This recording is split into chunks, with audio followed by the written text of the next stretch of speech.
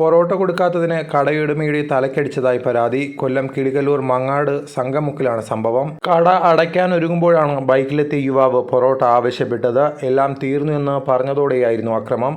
ബൈക്കിലെത്തിയ യുവാവ് മറ്റൊരാളെ കൂടി വിളിച്ചു വരുത്തിയ ശേഷമാണ് ആക്രമിച്ചത്.